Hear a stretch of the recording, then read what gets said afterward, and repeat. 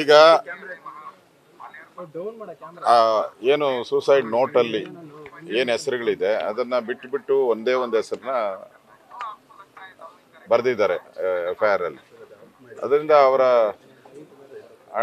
ಅವರ ಸಹೋದರ ಇವತ್ತು ಆ ಎರಡು ಹೆಸರುಗಳನ್ನ ಸೇರಿಸ್ಬೇಕು ಅನ್ನೋದು ನಾವೆಲ್ಲರೂ ಕೂಡ ಅಶ್ವಥ್ ನಾರಾಯಣ, ನಾವು, ನಮ್ಮ ಛಲವಾದಿ ನಾರಾಯಣ ಸ್ವಾಮಿ, ನಮ್ಮೆಲ್ಲ ಲೀಡರ್ಸು, ನಮ್ಮ ನಾರಾಯಣ ಸ್ವಾಮಿ ಅವರು ಎಲ್ಲರೂ ನಾವು ಏನು ಅವರ ಡೆತ್ ನೋಟಲ್ಲಿ ಏನಿದೆ, ಯಾಕಂದರೆ death note is the final. Death ನೋಟಲ್ಲಿ ಏನಿದೆಯೋ ಅದನ್ನ ಬರಿಬೇಕಾಯ್ತು ಪೊಲೀಸರ ಕರ್ತವ್ಯ. ಅದನ್ನು ಬಿಟ್ಬಿಟ್ಟು ಯಾವುದೋ ಇನ್ಫ್ಲೂಯೆನ್ಸಲ್ಲಿ ಯಾವುದೋ ಒಂದು ಒತ್ತಡದಲ್ಲಿ ಅವರು ಯಾರ್ಯಾರೋ ಹೆಸರುಗಳು ಬರೆಯುವಂಥದ್ದು ಅದು ಸರಿಯಲ್ಲ.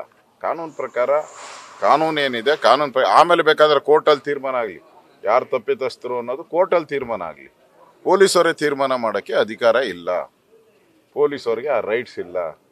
ಕಾನೂನು, ನ್ಯಾಯಾಲಯ, ನ್ಯಾಯಾಧೀಶರು ತೀರ್ಮಾನ ಮಾಡಬೇಕು ಯಾರು ತಪ್ಪಿತಸ್ಥರು, ಯಾರಿದು, ಅದರ ಎವಿಡೆನ್ಸು ಅದೆಲ್ಲ.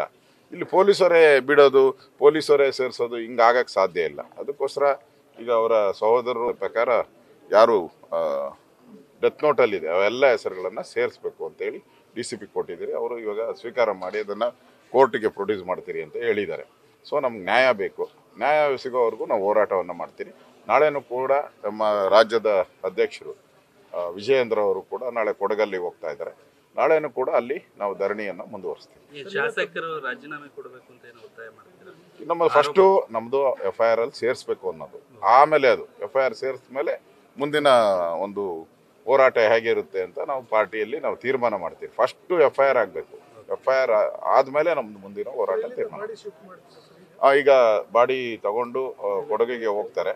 ಅಲ್ಲಿ ನಮ್ಮ ಮುಖಂಡರುಗಳಿದ್ದಾರೆ, BJPಯ ನಾಯಕರುಗಳು ಮತ್ತು ಅವ್ರ ಕುಟುಂಬದವರು ಇದ್ದಾರೆ, ಅವರು ತೀರ್ಮಾನ ಮಾಡ್ತಾರೆ. ಈಗ ನಾವು ಕೂಡ ಅಲ್ಲಿಗೆ ವಿಜಯೇಂದ್ರ ಅವರು ಹೋಗ್ತಾ ಇದ್ದಾರೆ ಅಲ್ಲಿ. ಸೊ ನಾಳೆ ಇನ್ನಷ್ಟು ಬೆಳವಣಿಗೆಗಳು ಇದೆ ಅಲ್ಲಿ, ನಾಳೆ ತೀರ್ಮಾನ ಮಾಡ್ತೀರಿ.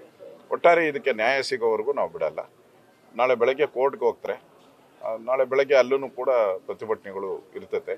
ಇಲ್ಲಿ ಕೋರ್ಟ್ ಆದೇಶ ಇವೆಲ್ಲ ನೋಡಿಕೊಂಡು ನಮ್ಮ ಪ್ರತಿಭಟನೆಗಳನ್ನು ನಾವು ಮುಂದುವರಿಸ್ತೀವಿ.